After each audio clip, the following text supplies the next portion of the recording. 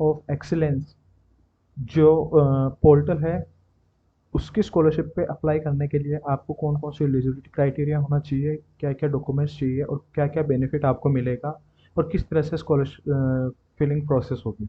इस वीडियो में अपन बात करेंगे कि फाउंडेशन ऑफ एक्सीलेंस का स्कॉलरशिप अप्लाई करने का फॉर्म किस तरह से भरना है। सबसे पहले आपको किसी भी ब्राउज़र पे आ जाना है और यहाँ पर सिंपली टाइप करना है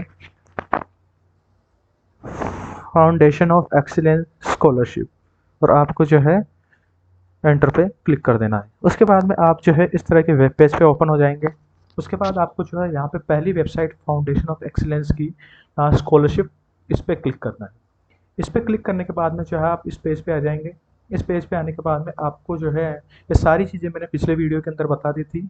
आप उस पिछले वीडियो को चेक कर सकते हैं जिसमें मैंने डॉक्यूमेंट्स, एलिजिबिलिटी क्राइटेरिया, बेनिफिट और क्या क्या आपके पास जो है एलिजिबिलिटी क्राइटेरिया होना चाहिए, वो सारी चीज़ें मैंने बता रखी है। आप उसको आई बटन पर क्लिक करके चेक कर सकते हैं। उसके बाद यहाँ पे अप्लाई नाउ पर क्लिक करें। अप्लाई नाउ पर क्लिक करने के बाद में यहाँ पे आपसे जो है कुछ डिटेल्स पूछेगा।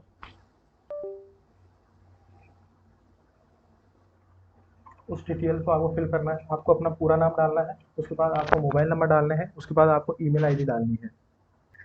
मैंने अपने यहाँ सारी डिटेल फिल कर दी है। उसके बाद मैं अप्लाई पे क्लिक करता हूँ। जैसे ही आप इस पर क्लिक करोगे तो आपको इस तरह का आपके पास एक वेब पेज ओपन हो जाएगा। इसमें ऐसे लिखा हुआ है हैव यू रजिस्टर्ड बिफोर, यानी कि आपने जो है पहले भी रजिस्टर कर रखा है या नहीं कर रखा है। अगर आप फ्रेश रजिस्ट्रेशन कर रहे हो तो आपको जो है यहाँ पर यस आई हैव रजिस्टर्ड पे क्लिक करना है, और अगर आपने जो है पहली बार कर रहे हो तो आपको no I will create first पे इस पे क्लिक करना है। उसके बाद में जो है आप यू इसके बाद में जो है आपको जो है आप अगर आपने इसके लिए पहले अप्लाई कर रखा है या फिर किसी और का फॉर्म भर रखा है, उसमें आपने जो है अपने मोबाइल नंबर डाल रखे हैं, अपने सिस्टर का भर रखा है या अपने ब्रदर का भर रखा है, उसमें अपने मोबाइल नंबर डाल रखे हैं या अपनी ईमेल एड्रेस डाल रखा है, आधार कार्ड नंबर या व्हाट्सअप नंबर डाल रखा है, तो आप खुद का फॉर्म भरते टाइम जो है आप इस फॉर्म को सबमिट नहीं कर पाओगे, क्योंकि वो फ़ोन नंबर किसी दूसरे एप्लीकेशन आईडी के लिए यूज़ हो चुके हैं। इसलिए दूसरे मोबाइल नंबर, ईमेल एड्रेस और आधार नंबर से अप्लाई करें। एक कैंडिडेट केवल एक बार अप्लाई कर सकता है, इस चीज़ का ध्यान रखें। उसके बाद आपको अपना फर्स्ट नेम लिखना है। उसके बाद आपको अपना लास्ट नेम, ये सभी आधार के हिसाब से करना है, आधार कार्ड में क्या लिखा हुआ है आपके। उसके बाद आपको जेंडर सेलेक्ट करना है। उसके बाद आपको अपनी ईमेल डालनी है।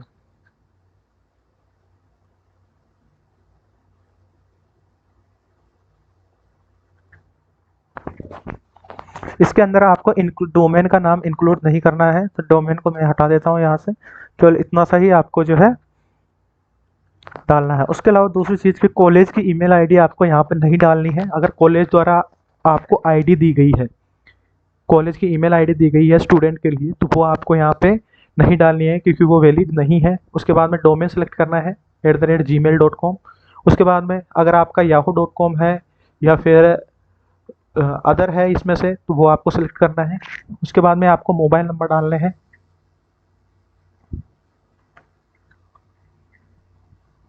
आपको स्टूडेंट के मोबाइल नंबर यहाँ पे डालने हैं। उसके बाद में आपको अपने व्हाट्सअप नंबर डालने हैं। उसके बाद में आपको जो है अपने आधार कार्ड नंबर यहाँ पे डालने हैं। यहाँ पे मैं रैंडमली जो है कुछ नंबर डाल देता हूँ आपको बताने के लिए। उसके बाद में आपको जो है अपनी डेट ऑफ बर्थ डालनी है।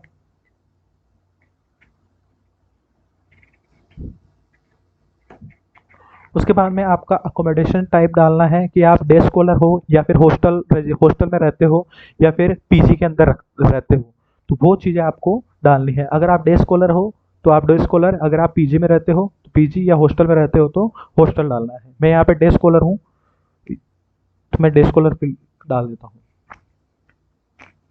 उसके बाद में कोर्स, कॉलेज पर्टिकुलर्स डालने हैं जिसके अंदर आपको कोर्स की डिटेल भरनी है, आप कौन सा कोर्स कर रहे हैं। इन पांचों कोर्सेज के अंदर आप देख लें कि कौन सा कोर्स कर रहे हैं आप।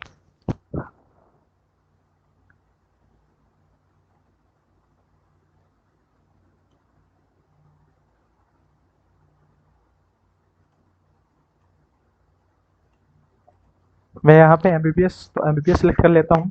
कौन से ईयर में आप कर रहे हैं तो आप यहाँ पे वो ईयर सेलेक्ट कर लेंगे। उसके बाद कॉलेज का नाम डालना है आपका,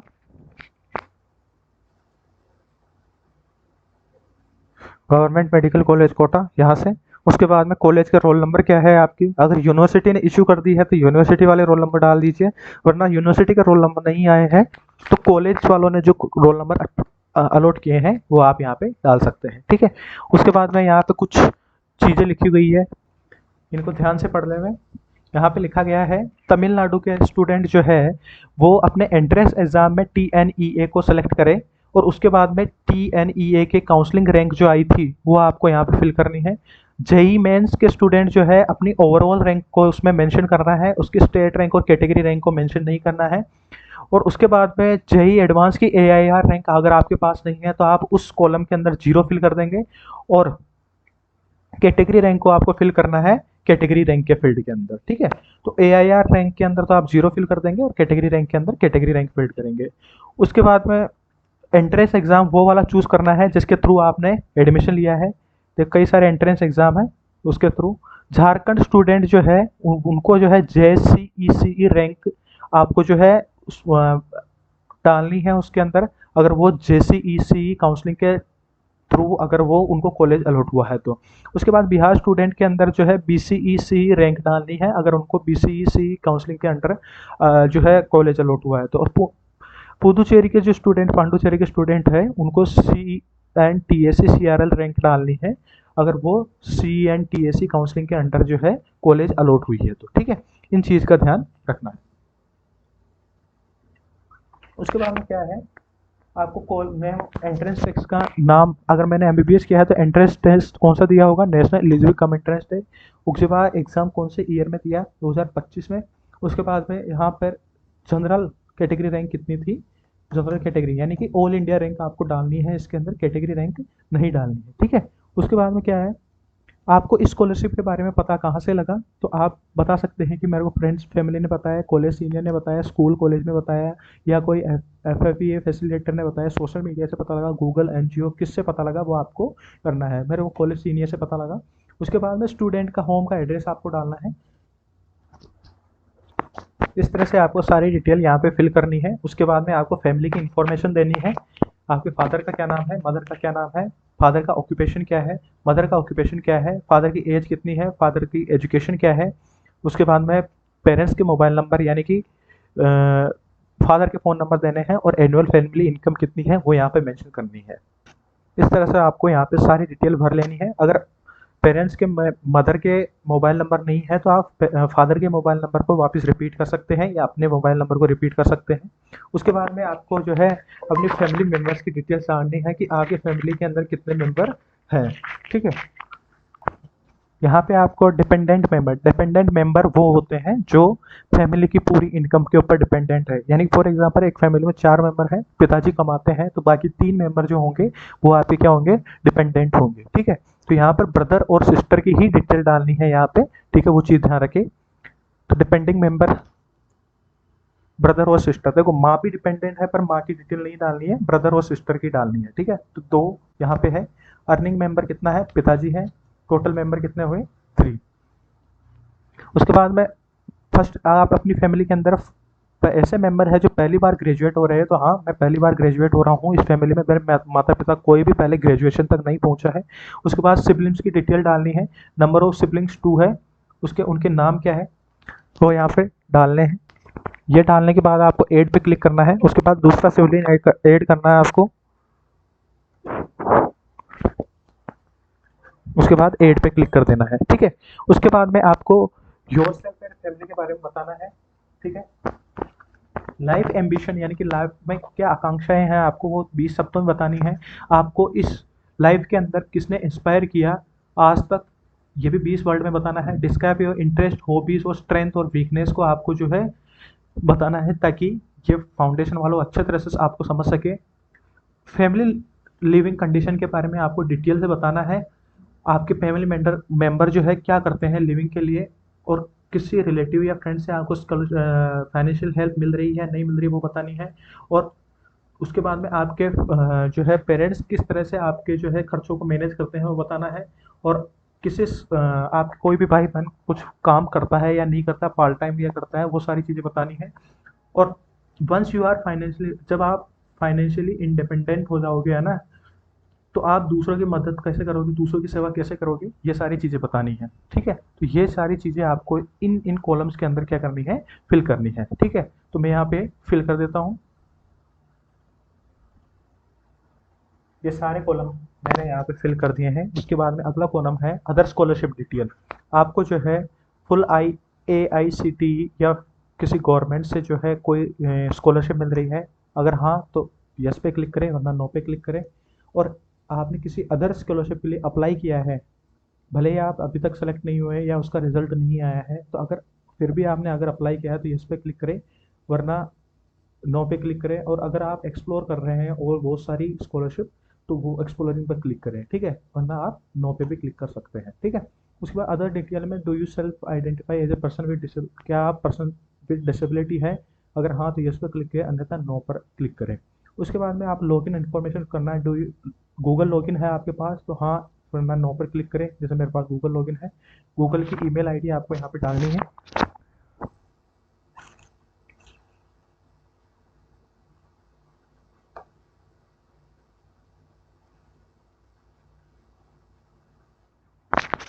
फेसबुक लॉगिन है, अगर हाँ तो यस पे क्लिक करें, अन्यथा नो पर।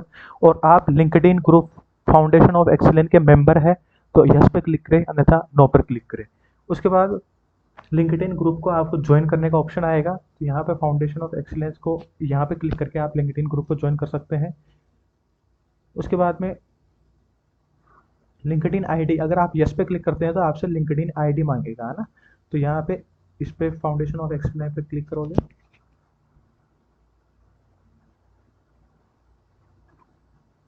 तो आपको ये पेज आपके आ जाएगा। यहाँ पे आपको साइन इन करके, यहाँ पे साइन इन करने के बाद जो है आप यहाँ पे कंटिन्यू विद गूगल करोगे, फिर यहाँ पे इस पेज को फॉलो कर लोगे, आपकी एक अलग से आईडी बन जाएगी। उस आईडी को आपको यहाँ पे क्या करना है, यहाँ पे डालना है। ठीक है,